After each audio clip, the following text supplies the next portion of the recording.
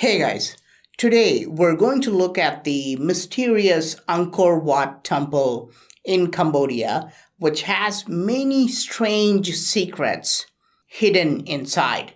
Historians say it was built about 900 years ago with simple tools. But by the end of this video, I think you will agree with me that this is not true at all. You may have already known that this is the largest religious monument in the world. But how big is this temple? The temple stretches more than 400 acres. That is more than 3 times the size of the entire Vatican City, or about 300 times the size of an American football field. So you can imagine the size of this temple. Even if we take out all the walking space and empty land, the sheer area covered by stone blocks is at least 10 million square feet. And we're not looking at just a two-dimensional ground area. We have to look at the volume in 3D because it is made of layers and layers of stone blocks, pillars, ceiling, and towers. The iconic central towers in the middle, which almost look like drill bits.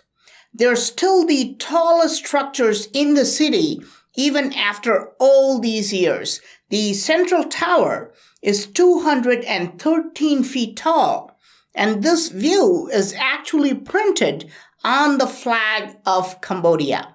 So imagine what would be the sheer volume of rocks needed to build a temple that stretches for 10 million square feet and has a pyramidal height of more than 200 feet. If we calculate the weight of all the sandstone blocks which make up this pyramid, we get about 52 million tons of rock. I have used a calculator to calculate this weight using the density of sandstone. Now, we have already not included the rocks in the foundation. We have not included the millions of stone blocks going many feet deep in the moat and the rocks placed around the moat. And that's already 52 million tons of rock.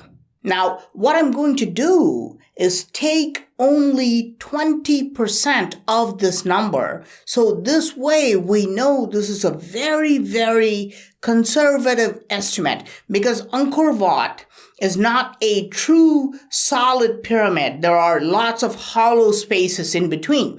Let's actually take even less than 20%. We'll only take 10 million tons. So this way, we know at least this much of rocks would have been used to build this temple.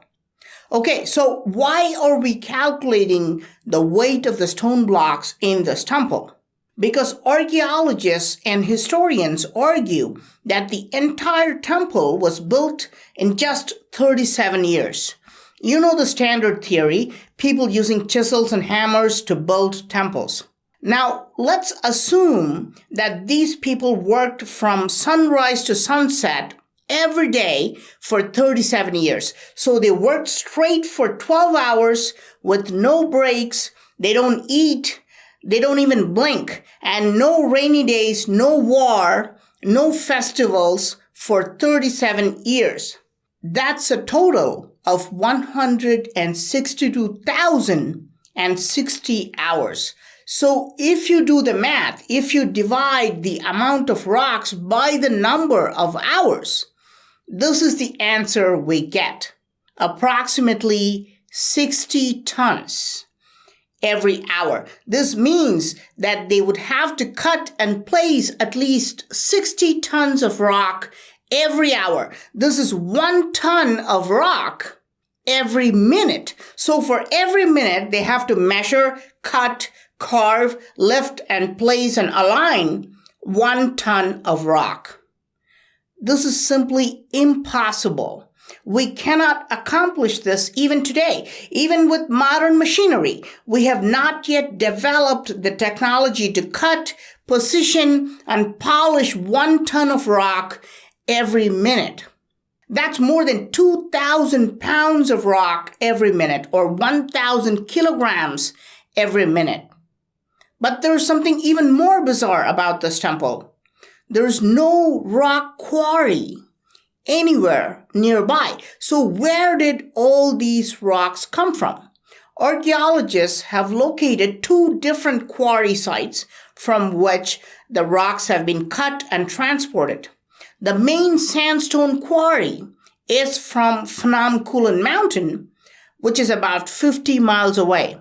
So today, with modern vehicles, modern equipment, and good roads, imagine the amount of time needed to move 10 million tons from a mountaintop 50 miles away to this location. Remember how ancient builders processed 1 ton every minute? This 1 minute must also include transporting these rocks from 50 miles away. So to put the mainstream theory in a nutshell, this is what happened 900 years ago. Every minute, ancient builders were cutting 1 ton of rock from a hilltop, transported this 1 ton of rock for 50 miles, measured it, cut it, lifted it, and aligned it, polished it, and even carved on this 1 ton block. All this happened within that 1 minute, and they were doing this without even blinking for a second every day for 37 years. Do you honestly think this is possible? The standard archaeological theory is very conventional. You take a lot of elephants and bullock carts and a lot of slaves. You cut the rocks from the mountain using primitive tools like chisels and hammers, move them using elephants on land, and put the stones on primitive boats and move them in water, and again use elephants on land and reach the temple location. If this is how they worked 900 years ago, looking at the sheer volume of rocks in the temple, it would have taken many centuries to build Angkor Wat. Now we understand why this temple is printed on the flag of Cambodia, because it's a giant mystery. I've shown you hundreds of ancient temples on my channel, but this temple's architecture is completely unique. It does not resemble any other Hindu temple in India, and it also does not resemble any other temple in Cambodia. It has 5 unique drill bit-shaped towers in the central structure. There are 12 staircases built around them in perfect angles, all leading into the same central chamber. This architecture is not seen anywhere in the world, which indicates that the builders did not copy from anybody. They were absolute original thinkers. And what's even more strange, none of the future generations even dared to copy Angkor Wat Temple. Nobody could even conceive or attempt to build another temple like Angkor Wat. This is why this ancient temple has remained the largest temple forever, right? Today, humans build a new tallest structure every 10 years. Some country builds the new tallest building, and within a few years, another country will build a structure taller than that. But that has not happened to Angkor Wat. It has remained the largest religious monument for at least 900 years.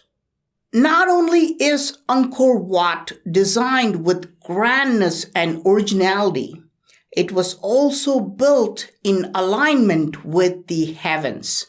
The original name of Angkor Wat was Parama Vishnu Loka, which means the sacred world of Lord Vishnu.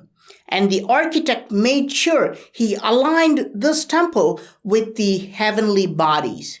Every year on a specific day, tens of thousands of tourists from around the world come to the city. This day is called the equinox, where the daytime is exactly equal to the nighttime. All the tourists wake up at 4 o'clock in the morning and rush to the temple to see the sunrise. Why? Because this is how the sun rises when you see it from the entrance, and this happens only on this day. How could they have calculated and built it with this incredible astronomical precision? But this is just the tip of the iceberg. The temple is built with so many details about astronomy, we can write an entire book about it. For example, here is the sun god Surya. He is the personification of the sun according to Hinduism. But look below him. You see these guys doing namaste to Surya? Who are these guys? Who depends on the sun in our solar system? The planets, of course. Let's count the number of guys. And you will count 9 planets, including the dwarf planet Pluto. But this is crazy because textbooks say Pluto was discovered only in 1930, less than just a century ago, and Pluto cannot be seen unless you have a high-powered telescope. Even Neptune, which is the 8th planet from the sun, is said to be discovered by Galileo only about 400 years ago. Yet, the sun and 9 planets were carved at least 900 years ago in Angkor Wat. How do we explain this? If Angkor Wat was built by people using primitive tools, how did they know about Neptune and Pluto? The entire temple was built as a giant symbol of cosmology. Originally, it had a total of 12 towers, symbolizing the 12 signs of zodiac, but they were destroyed by the people who came later. This is why some of the towers have been flattened.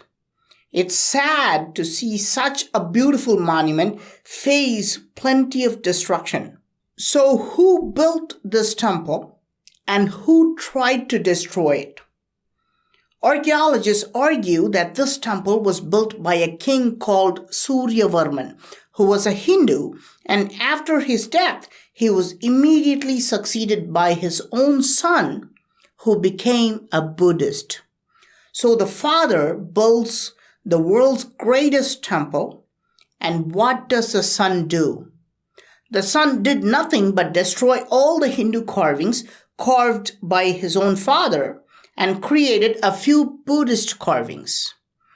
Now, let's take a look at the son's work. Here's the main Buddha statue, supposedly carved by the son. But right away, you realize that this is really bad quality carving. You can see multiple stone blocks, and the stones have not even been joined properly. I refuse to believe that this poor quality work was done by the same builders who built Angkor Wat. Take a look at this pillar. You see how smooth this is? This was built by the original builders. And you may think this pillar is made of one stone. Of course, you don't see any joints. But that's not true. Look at this line. This is not one block of stone. It is 2 blocks perfectly aligned. In fact, you see pillar after pillar. Tourists wondering about how ancient builders cut these giant stone pillars made of one block, while they're all actually made of several stone blocks, but aligned perfectly. This is the level of quality of the original ancient builders. Now, let's go back to the Buddha statue.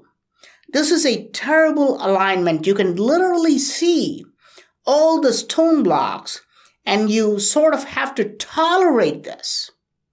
What's even worse, this is one of the main Buddha statues in the temple. So this is the top quality Buddha they could make. This raises a lot of doubt about what really happened. According to mainstream theory, there's not much difference in timeline. The father made Hindu carvings and the son made Buddhist carvings. And it was the same dynasty. It's not like some barbaric invaders came from somewhere else, captured this site, and made terrible carvings because they did not know how to carve. The son would have had access to the same sculptors and stoneworkers. Yet, why is this Buddha looking so bad? There is something fundamentally wrong with this theory. It seems obvious that the carvings which were done later were created by a primitive group of people, while the original temple was built by a very advanced civilization. It was definitely not built by the same group of people or even their immediate descendants. Many centuries must have passed between these two civilizations. Forget about the quality. Let's look at the size. Here's another structure. This is a Buddhist stupa built by the primitive builders in the site of Angkor Wat. Look at the size of the stupa and compare it with the size of Angkor Wat. It's a lot less than 1% of Angkor Wat's size. Look at how basic it is, and it's falling apart. Not because somebody has destroyed it, it's falling apart because of nature, because it was not built strong enough. This is clear evidence that this stupa was not built by the same civilization who built the Angkor Wat temple. It was clearly built by a very inferior civilization which came much later in time. This is the logical conclusion because the original construction is simply far superior in terms of size, quality, and construction techniques. So, who really built Angkor Wat? Was it built 900 years ago? Or is it a much older structure? One thing is clear, what we hear from historians is not the full picture. Angkor Wat could not have been built in 37 years using primitive tools. Now, it's your turn to tell me how they built it. How was it built? Was it built with advanced technology, which would have reduced the time? Did they build it for many centuries using primitive tools? Please let me know your thoughts in the comment section. I am Praveen Mohan. Thanks a lot for watching. Don't forget to subscribe and also click on the bell button to get all the updates. Please give it a thumbs up and do share it with your friends. And I will talk to you soon. Bye.